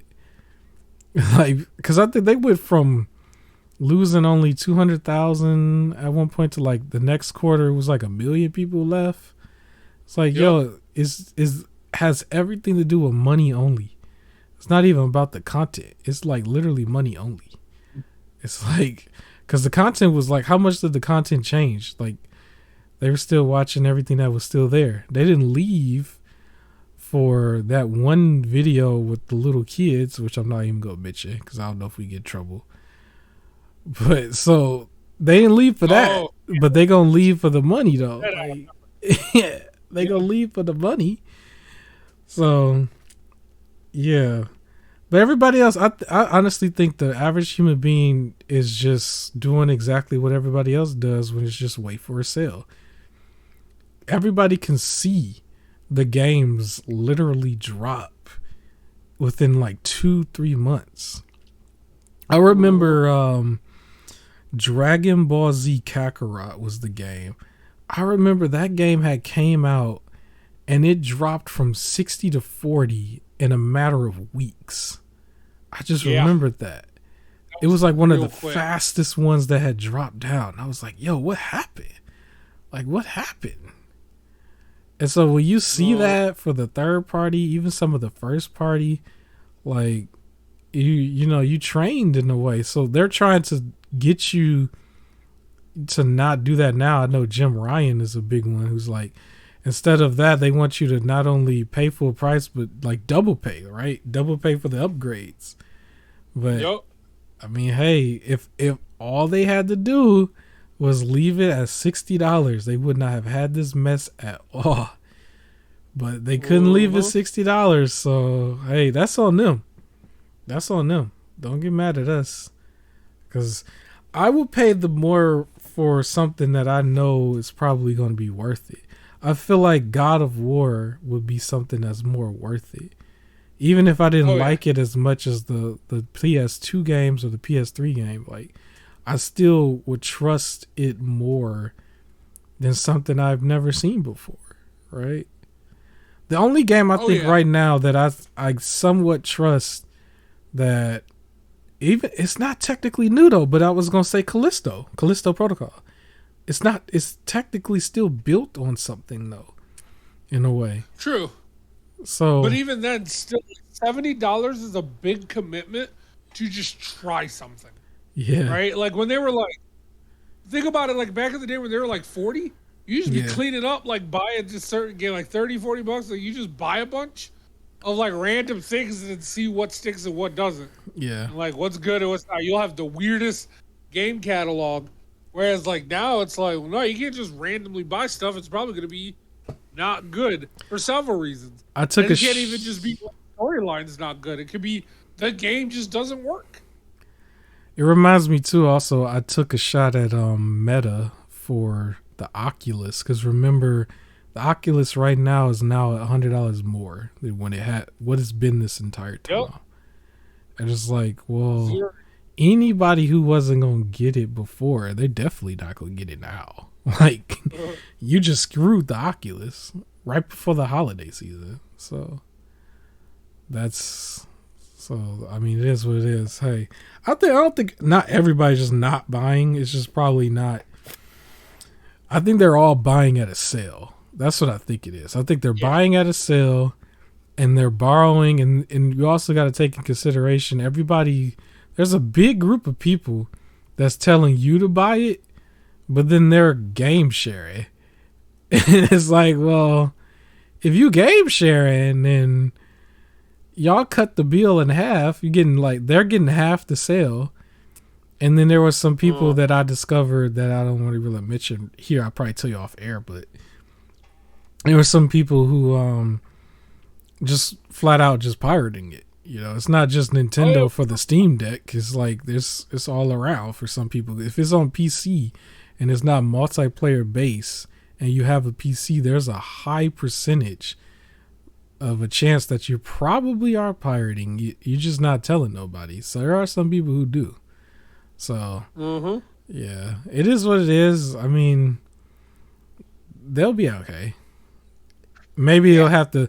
The industry was already consolidating anyway, which leads me into my next topic, which was about Sony blocking games from going on Game Pass. We don't gotta talk about it too much, but the industry was already consolidating. You know, they were already doing that type of stuff. All I was saying was, no matter what y'all do, as long as I can still get the games the same way I always get them, and I ain't got to pay no more than what I already was paying, I don't care what y'all do. That's how I felt about it. But yeah, I know that was a story that a lot of people harped on. I didn't think it was really that big of a story because we kind of already knew this. It's like you can only do so many like timed exclusivity deals before you can realize that PlayStation is trying to not have the games go to their competitor. The biggest one that I remember was like Resident Evil 8. I guess they had marketing rights to it, and they were like a part of their deal was to make sure it never goes to Game Pass, I guess. Oh my goodness. It seems silly to me. As somebody who just owns multiple consoles, it just seems silly. That doesn't stop me as a person from literally just buying the game on Xbox. I actually did buy that one on Xbox. But yeah, the way I look at it... Yeah, go ahead. It used to be relevant in the older days where you can really only get one, and you look to see who has more games, right? Mm-hmm. Like it depends on if you were looking for quantity or I don't want to say quality because I'm a PlayStation guy and I'm not saying the quality's bad. What I'm saying is that at the older days it would be like, well, I want to play like the most variety and like PlayStation LD exclusives, and then for the Xbox it was like, well, no, those are a lot of people who really played a lot with their friends online. Their online systems were like mastered much faster. So it depends on what you're looking for, but now we're at a point, like, these day and ages, you're not picking one or the other. Like, you're getting both, so it's weird to, like, hold exclusivity. But, whatever. I can see getting one at the beginning of the generation and, like, at the halfway point, then you go back and scoop the other one. I can see that. But everybody, to an extent, you got your hands in the cookie jar for everything now. It's like... You can still do Steam Deck now. There's still multiple different switches. Any little way you can do a PC, I guess. And then Xbox got like 2 systems. The rarest system that's out there is the PS5 digital only one. I do not see that nowhere. They don't even reprint them that much, do they? I always see it's always the disc version, but still, I mean, you can still buy the games digital and stuff. But here's how I look at it. Most of my games that I bought for Resident Evil, for example, was on PlayStation, but I bought Resident Evil 8 on Xbox, and there was no real big reason. It was just at the time where I went and got it, I just wanted the Steelbook and I wanted the game. But the thing is, as weird as it might sound, for me, it's the Resident Evil Village is exclusive to Xbox. Why? Because I'm not buying it again. That's why. Now that's a me problem, and it's not. It might sound ignorant, but like Resident Evil 2 remake and 3 remake is PlayStation exclusive because that's where I bought it. I'm not buying it again. I better get it as a gift or for free, but I'm not about to rebuy it. Like, I'm sorry, Jim Ryan. I'm not rebuying a bunch of director's cuts. You know, I'll play, like, if I didn't buy it yet, I'll aim for buying the director's cut. But no, I don't rebuy stuff, and that's exclusive for me on that system if that's where I bought it for. Everybody else's problem, that's on them, wherever they want to buy it. But keeping something off Game Pass is not going to make me not buy. Like, I'll still buy the game on Xbox. Like, it's not going to stop me from buying it as a disc or anything. I thought that thing was silly. I thought that story was silly.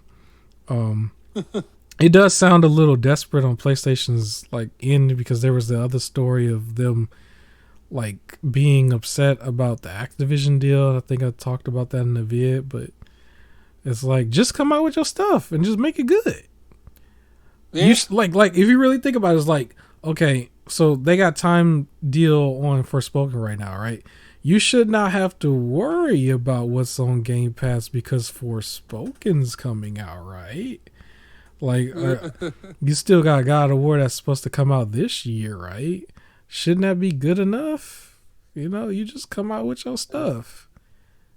And then on top of that, don't we still got a whole nother service? Platinum Extra? We still got a whole nother service? So, yep. I don't know. I would say for anybody listening to this, as a gamer, just play everything, man. Don't limit yourself. Play everything. I know I played into it in a joke video that set a couple people off behind the scenes. I don't have to get into that, but just play everything. Life is too short. Y'all know. Have y'all seen the news lately? You better play it all now before. Well, I ain't gonna say that, but you already know what I'm getting at. So. Yeah, we can move on for that. We're actually probably going to go 2 hours. I thought we wasn't. But I think another thing I can say that might be real quick. We did not mention this last week, or we said we were going to save this for this week. Maybe we can keep it light, but I don't want to get into a habit of promising things and then the next week we don't do it. But we mentioned, because we're coming off the PlayStation thing, we mentioned that we were going to talk about PlayStation's top selling games more than 1 week now.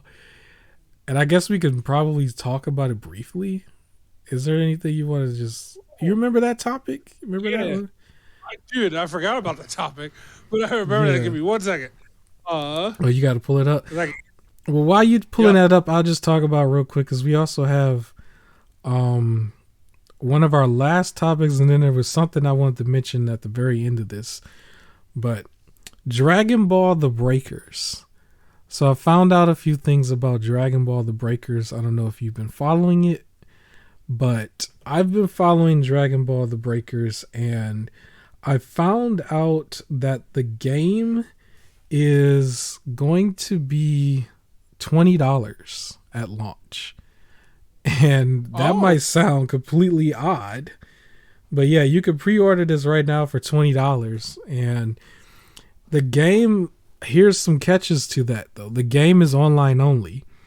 And it is mainly centered around that Dead by Daylight gimmick or whatever. But what you guys seen from the trailer footages so far is pretty much what you get.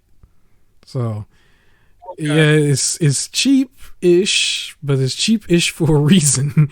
So it really is about to be like Cell and Frieza and you doing the whole Dead by Daylight gimmick real quick. But from what you've seen, like, because the way it looks to me is it looks like a game that you would just play through the gimmick real quick, and then once you get out of your system, you may not ever go back to it again. Like, I don't want to sound negative. I don't want it to sound negative, but it kind of feels that way in a way. Like, that's literally what this game is in a way. Like, is just the gimmick where you're hiding from the person and you're playing through it. But the biggest highlight goes back to the cost. We were talking about cost and stuff. It's $20 at launch. So I don't know. Maybe it was something they just threw together. They had the concept because it was still in the same type of engine from when you're playing the actual like fighter games, like the 3D fighter game. It's still in that same engine because you could turn into a fighter for like 30 seconds or something, and you could fight the bad guy. But yeah, the biggest thing, just $20. That's the biggest part of it. That's all I really had to say about that. But there was something else you mentioned to me before, I guess, Dragon Ball Fighter Z, the rollback netcode is what we could probably talk about that real quick. So for Dragon Ball Fighters, and then after that I have the main thing up. The selling games. But Dragon Ball Fighters is now implementing rollback netcode, which people were throwing that around, and I was like, cool, what's that? So I went through to look it up and figure it out. So basically the idea is when you're playing an online game, especially fighting games, let's say me and you were playing and somebody's internet is slow, then there's like lag and things like that, which can mess up your inputs of like combos that you're trying to do because they didn't pick up the button, which can be detrimental in fighting games. Right. So what rollback netcode does is it's a program that for the most part it gets it right, but based off of the game and patterns, it tries to predict what was the next button you're going to press. So like if a combo is forward square square triangle and you press forward square square, it's assuming the next button you're going to press was going to be triangle. So it kind of like pre-programs that for the online thing. So if you press forward square square triangle on my screen, the computer character or the character that I'm fighting hits me with the forward square square triangle. Mm-hmm. But then if you hit a different button, it then rolls back the footage like a split second to fix the input of what you actually did play. So it'll like stutter for a second to like fix what you did. But for the hope is that for the most part, it gets it right for the combos. This way, if somebody you're playing has a slow internet connection, it doesn't massively slow down the game because they can't keep up, and it allows them to play with their laggy connection, essentially. So it's not the end-all, be-all solution, but it works for the most part, especially because fighting games have a lot of standard controls. It sounds good. I can just hear the trash talk coming from a certain community where they're gonna act like the game's playing itself for you or whatever, and say I can see them just saying it. They'll say that, but you still have to do stuff. I can't just like not press and the game will be like, well, normally a person would press square here. No, it's like I'm hitting a long combo chain of like square, square, triangle, square, X, X. Yeah. And I press square, square, triangle, square. And it's like, okay, most likely he's going to be hitting X, X. And then so it'll do it. And if I don't hit X, X, then it like undoes it real quick. Yeah. But it's supposed to be with like seconds. So you like don't notice it and everything. And it's just so the fighting game stays smooth. However, but you know what? Like I've heard also that it's playing for you. Yeah, I've heard also from the like fighting community that was one of the more easier games, and it was like one of the things that it was more pick up and play for pretty much anybody, and they feel like it's like not at the same level as something like Mortal Kombat 11, for example. But it's still like it's pick up and play, and a lot of people can play it. I've heard that it's easier, but it's probably good for, they probably did like their analytics and they realized there's probably a huge amount of people that does play this that's more button mashing. So if you button mashing, you probably wasn't going to click nothing else anyway. You just want to win. So it sounds like it's for those people. So it probably ain't that bad. Anybody who's Mortal Kombat based, they're probably not going to worry about this anyway. They're waiting for Street Fighter 6 is what they're waiting for. They're not messing with this. So I wouldn't worry about that too much. But yeah, I guess we can keep going from that. I don't know what else to say, but you So have the I other brought it thing up. up. Okay. So yeah, basically the NPD group, which does like marketing research, looked Mm-hmm. at the top selling games of June, so going way back, but then the top selling games of 2022 up Okay. until that point as well. Now they also did have on their website somewhere breakdowns by system as well. But Okay. overall, for the overall thing, for June specifically, they have the top 20. However, the top three, I can just say the top five selling: Elden Ring, Lego Star Wars: The Skywalker Saga, Mario Strikers Battle League, MLB The Show, and Overwatch were the top five of June 2022. Hmm. Okay. And the top five overall for 2022 so far, not just June, is still Elden Ring, Lego Star Wars: The Skywalker Saga, Pokemon Legends Arceus, Horizon Okay. Forbidden West, and MLB The Show 2022. Wow. I'm So, surprised there was no Call of Duty in X because Call of Duty still did real good, but for overall, Mhm. this year Call of Duty Vanguard was number 6. Oh, okay, so you just missed it. Oh, I feel like Yeah. that's cheating that it made it to number 6 Okay. because for most people buying it, in order to get a PlayStation 5, that was prepackaged with it. But like you Yeah. pay for it separately, it's just added in the bundle. So it's up there, but like I wonder how many people legit wanted it. But Kirby and the Forgotten Lands was number 8 this year. That's good. That's good. That's another game Animal that I still haven't like I haven't got it yet, but it's on my list to get. I'm actually somebody who still buys games. No, I'm not Yeah. trying to play it on the Steam Deck. It's kind of funny. It's like I'll make those jokes, and I know the Nintendo community went unglued over what's his name? I can't think of his name, but it was somebody who took a picture of is it Xenoverse? Like he took a picture of the Xenoblade? Xenoblade. What am I saying? Xenoblade 3 like just came out, and I Oh, guess he took a picture of his Steam Deck and it was on the Steam Deck, and I guess like that made people Mutahar, some ordinary gamers. Shout out to him, I oh. guess. And so he made a vid, I guess, showing that he did still buy it officially, but yeah, I don't even actually want to play Switch games on it. Like I want to get it eventually, but when I get it, I actually want to play the Epic games on it because those are the free Yeah. games. Anything that's really graphical and stuff, I still want to play that on a big screen. But like Epic gives away so many of those like niche looking side scroller and other games. It's like I will play that on there because those are games I don't even want to load up on my PC as it is.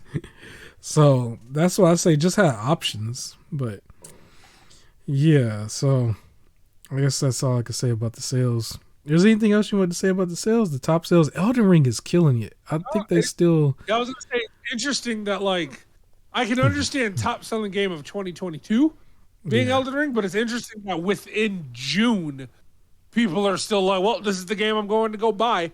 Like it seems like everybody's going out to get it because like I said, for June specifically, Pokemon Legends Arceus like fell down to like number 18.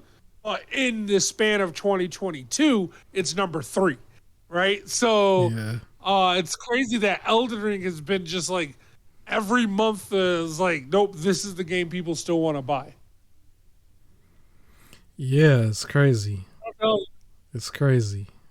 Um Elden Ring. unfortunately, this Yeah. only stopped at June, so we didn't get to see all the sales numbers from Stray on here, but it stopped it because it stopped at June. But Straight dethroned Elden Ring, man. That's what you're trying to say? yeah, man, It I dethroned think it. so. Maybe. Maybe in some country. Maybe we'll see. All right, I got one more topic before I do some nerd stuff. But so there's a new Tekken that was teased at Evo. I did not see Evo. Yeah, You saw the Evo though. it either. Oh, you Oh didn't no, see I gotta it. go back and watch. Oh, you just saw the announcement. Nope. We poured on the announcement. Sorry for anybody out there watching. We didn't do our home. Well, we did our homework. All you need is you don't need to see the full show. You don't need to Oh, see. the trailer for Tekken was just Yeah. um. Ooh, why am I blanking on his name? Every other time I don't blank on his name. Hihachi. Um, it's Hihachi and Kazuya.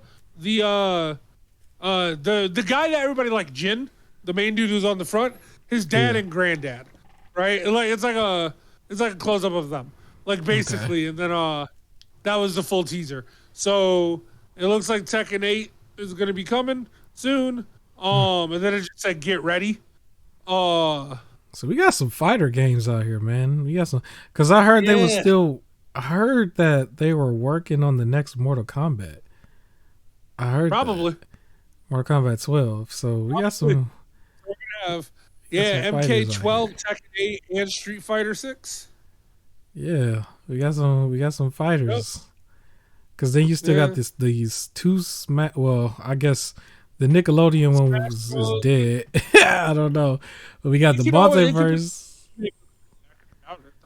Yeah, I don't think Dragon Ball The Breakers count, but I'm pretty sure they're gonna do another full game afterwards. Well, So we have multiverse. Smash Bros. Still goes strong. Rumbleverse just came out. We got to see if that has any sort of staying power. yeah, I haven't yeah, heard anything, but I mean, I haven't heard anything. So yeah. I haven't nothing either. bad, but nothing good. So I'll check it out and see. Who knows? Maybe. I doubt it, but maybe it's long lasting. So fighters are back. How wrong is? Woo, I'm pretty sure I'm saying it wrong. I don't really care. That's my guy in Tekken, the kicking guy who has all the like kick combos. Yeah, that's my guy. That's who I use. All right. Well, you know what? We're close to the 2 hour mark. We're actually out of topics, but I just wanted to mention one thing as a bonus for anybody out there that cares, because I don't know how many people is going to care about this. But I did more research for my Power Ranger fans. I've been All right. following this Megazord. This super, I called it the Super Megazord, but it has an official name. It's the Kawa, how do you say it? Kara Curry Combined Dino Megazord is the full name of this. So this is a Oh, is that the Flames. that's the anime looking one, right? That's the one that looks like it was the bad guy version with the wings and Yeah. everything. So the Megazord. So I found out a few things about it. So it's set to be released September 2023. So we're looking at a full year. Ooh. And there was a couple sites that is offering it with free shipping, but it is going to be priced at $439.99. That's how much Way this too thing much. costs. I'm just following Way. it because I think it's just interesting to see it. I want to see a lot of YouTube videos of people like showing it off when it does come out. But look, we got to wait a year. So yeah, so definitely way too much. I don't think there will ever be a time I would just spend that much money on the figures, because at that time frame, I imagine that Hasbro directly will be throwing out the Thunder Zords if anybody is into it. And I would you would get the whole set for that price, because they were like $150 each. If Uh huh. you like, I did pre-order the regular one from Hasbro. That's like $100 plus. I think it's 160. So yes, it's steep too. I didn't do Dragon Zord. I actually don't like how that one looks. I don't know if I'm gonna actually do it, but just like, let's say I did both of them, it would still not come up to the price of this thing by itself, which isn't even accurate. Like, it still looks cool, but I did even some more digging on it, because apparently it's going to also be smaller than the regular Hasbro Megazord that's set to come out next month for everybody. It's already been released in certain areas for people, I believe in the You can't UK. cost almost $500 and be smaller. So the old one that came out maybe a year or so ago, that's like more in the $30 to $40 range, that was a Hasbro one. That one is around just under 9 inches. It's like 8 to 9 inches, right? The one that's $160, that one is more just under 12 inches, so it's bigger. So I saw a video where somebody put them next to each other. The Ascension is called Ascension Zord Ascension Project. ZAP is what people are calling it. Okay. That one's the one that's 11.5 inches, and when you put it next to the one that is like 8 inches that came out a few years ago, like its shoulders and like a part of its torso is higher, like it's bigger, basically. Right? It looks more like a Zord, which is good because you're still paying a lot of money for that, basically. The thing that I'm looking at, though, is for this Kara Curry combined Dino Megazord, I've seen 2 sources on it say that it's either going to be 8.3 inches or 9.45 inches. In both cases, it's still smaller than the $100 Hasbro one, but it's right in line with the $30 to $40 one. And so, but it's still, you know, the almost $500. It still looks cool.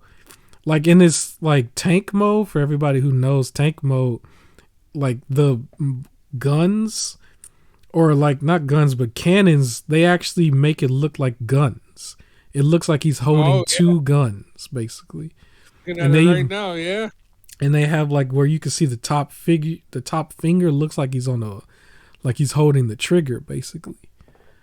And like you can pose them without it and stuff. So it still looks awesome. It was just something that they just made up, a stylized version. It's just, yeah, $440 is kind of steep.